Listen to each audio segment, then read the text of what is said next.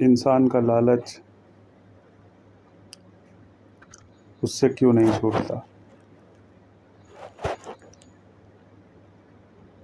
संसार में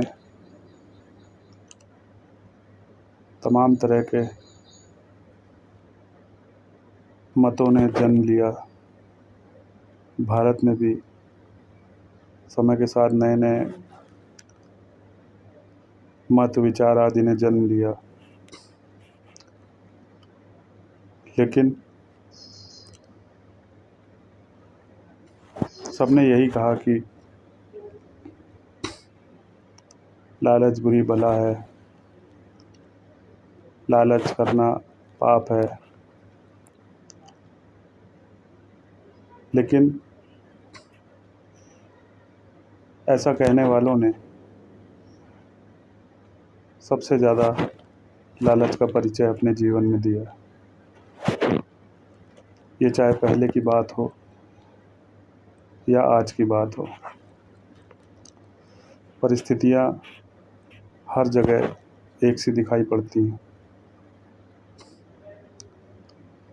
पुराने समय के भी अधिकांश धर्मगुरु, चाहे वो किसी भी धर्म में हो, उन्होंने भी बड़ी बड़ी बातें की, और आज के भी धर्मगुरु इसमें बहुत ही आगे दिखाई पड़ते हैं। लालच बुरी बला है की बात करने वाले स्वयं हर चीज़ का फीस तय किए हुए, करोड़ों अरबों की संपत्ति होने के बावजूद आज भी उनका मन धन को लेकर नहीं भरता। और अगर किसी धर्म के अलावा किसी अन्य क्षेत्र की बात हो, तब तो समझ आता है कि इंसान धन को महत्व दे रहा है। लेकिन धर्म के क्षेत्र से जुड़ा होने के बावजूद ऐसा कहने वाले बड़े बड़े धर्मगुरु स्वयं लालच से मुक्त नहीं हो सके, और ऐसा उनकी दिनचर्या को देखने पर दिखाई पड़ता है।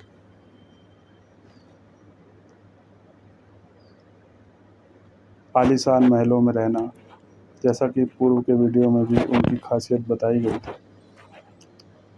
लेकिन आज जो मेन विषय है वो इसी से संबंधित है कि इंसान में लालच को लेकर आदिकाल से तमाम तरह के शिक्षाएं दी गई। बौद्ध धर्म ने भी यही कहा कि हम लालच को दान द्वारा जीत सकते हैं। लेकिन समस्या ये है कि इंसान का लालच क्यों नहीं छूटता। तो इसके लिए सनातन को जानो यात्रा में हमने बहुत लंबा अनुसंधान किया, और उसमें पाया कि इंसान का लालच इसलिए बढ़ता जा रहा है क्योंकि लालच को लेकर जिन चीज़ों को वो देखता सुनता है वो केवल उसे यह बताती हैं कि लालच केवल एक बुरी बात है, एक गलत चीज़ है, पाप है, इसका परिणाम ठीक नहीं होता है, इसलिए इसे नहीं करना चाहिए। जबकि अधर्म और पाप करने वाला कभी भी परिणाम को देखकर नहीं डरता। कहा जाए तो परिणाम की ओर उसका ध्यान ही नहीं होता। अगर वो व्यक्ति परिणाम को जान ले तो वो कभी ऐसे रास्ते पर बढ़ेगा ही नहीं। लेकिन आज के इंसान की सबसे प्रमुख जो विशेषता है वो है लालच। और लालच चाहे धन को लेकर हो या किसी अन्य क्षेत्र में। धार्मिक लालच ये है कि उसे बड़े बड़े पदों पर बैठना है, धार्मिक पदों पर बैठना है, जिससे कि दुनिया उन्हें बहुत बड़ा धर्मगुरु माने। पैसे का लालच ये है कि उन्हें बहुत ज़्यादा धनी होना है, जिससे कि दुनिया उन्हें धनवान कहे और उनके आगे पीछे घूमे। तो इसको लेकर जो हमने अनुसंधान किया उसमें ये पाया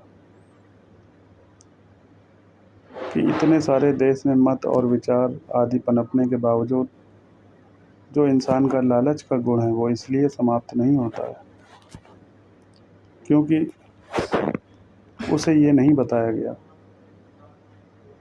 कि लालच से और ऊपर भी कोई चीज़ होती है।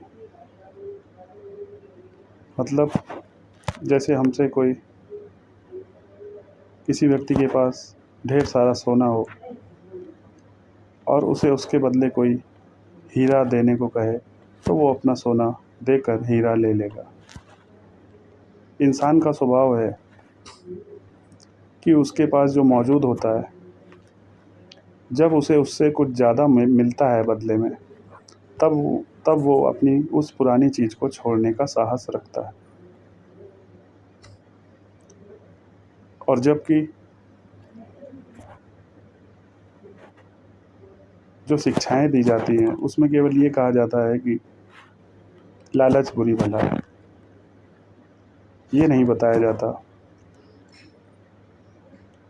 कि लालच के ऊपर और क्या है जिससे कि लालच छोड़ना नहीं पड़े, स्वतः छूट जाए।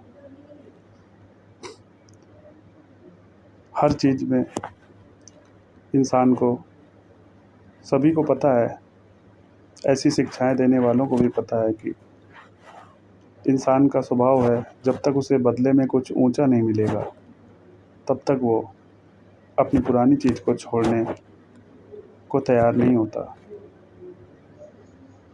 जैसे कि हम कोई प्लॉट खरीदते हैं और कुछ दिन बाद उसे ऊंचे दाम पर बेच देते हैं, तो इससे यह पता चला कि हमने जो चीज़ हमारे पास थी उसे तभी छोड़ा जब कि हमें उससे ज़्यादा लाभ हुआ। लेकिन ये एक आर्थिक लाभ है। सनातन गुरु यात्रा में हमारा प्रयास यही है कि हम किसी चीज़ को छोड़ने के लिए यूं ही ना कहें, बल्कि सामने वालों को उस परिस्थिति का अनुभव करवाएं जिसमें कि वो लालच जैसी चीज़ को स्वयं छोड़ दे। इसलिए लालच को छोड़ने के लिए सबसे पहले उसे ये बताना ज़रूरी है कि इसके आगे क्या चीज़ है जो आपको मिल सकती है, और जब वो चीज़ इतनी ऊंची होगी तो इंसान को उस चीज़ को छोड़ने में कोई हर्ज नहीं लगेगा जो कि उसके पास मौजूद है। और इसीलिए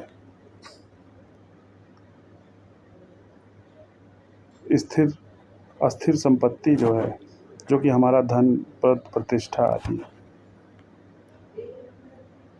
जब तक हम उससे ऊपर की चीज़ अपने जीवन में प्राप्त नहीं करते, तब तक हम धन आदि के लालच से मुक्त नहीं होते।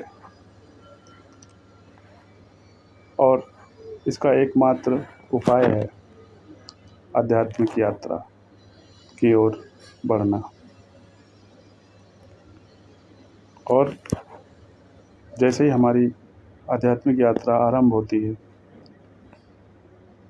हमें पता लगने लगता है कि जो हमारे पास मौजूद है, वो जो हम प्राप्त कर रहे हैं, या अनुभव कर रहे हैं उससे निचले स्तर का है, और तब हमें उसे छोड़ने में या उससे परे हो जाने में समस्या उत्पन्न नहीं होती। न हमें उसका त्याग करना पड़ता है, न हमें उसे छोड़ना होता है। हम केवल उससे ऊपर की ओर बढ़ जाते हैं। तो इस प्रकार इसीलिए सनातन में देवता को स्थिर संपत्ति देने वाला स्रोत कहा गया है और लक्ष्मी को अस्थिर संपत्ति का स्रोत कहा गया है। हम जब अपने जीवन में अस्थिर संपत्ति को से ऊपर बढ़ते हैं या अपनी अस्थिरता को देवता को समर्पित करते हैं, तभी हमें देवता की स्थिरता प्राप्त होती है। यहाँ देवता से आशय उस स्थिर आनंद का अनुभव करना है जो कि सनातन का सर्वश्रेष्ठ स्तर है। और जब हम उसे अपने अनुभव में ले लेते हैं तो फिर हमें धन का लालच कभी नहीं सताता, क्योंकि हमें पता चल चुका होता है कि न धन का त्याग करना है, न धन का विरोध करना है। बस हमें धन से ऊपर की ओर बढ़ जाना है।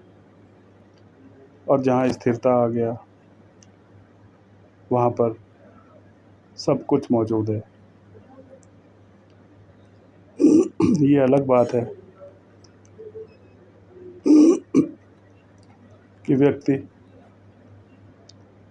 अधिकांश व्यक्ति केवल 2 आँखों द्वारा देखी जा सकने वाली दुनिया को ही देख पाता है और उसी के अनुसार सामने वाले का आकलन करता है। यही कारण है कि धर्म को जानने वाले को दुनिया सदैव गरीब कहती है, क्योंकि जबकि धर्म को ना जानने वाले को दुनिया सदैव धनवान मानती है और सफल भी मानती है। जबकि जो धर्म को जानने वाला है वो अपनी दृष्टि से दुनिया का आकलन करता है, लेकिन धर्म को जानने वालों की संख्या बेहद कम है या अल्प मात्रा में है। इसलिए ज़्यादा संख्या धन को जानने वालों की होने के कारण ऐसा एक कहावत बन चुकी है कि जो धर्म को जानता है वो सदैव गरीबी में दिन गुजारता है। अब दुनिया को कैसे बताया जाए कि दिन रात देवताओं के आगे पीछे घूमने वाले लोग जिस दिन ये बात समझ जाएंगे कि जब तक वो अपनी अस्थिर संपत्ति को देवताओं को समर्पित नहीं करते तब तक उनके जीवन में स्थिर संपत्ति आना लगभग असंभव है। और ये सनातन का एक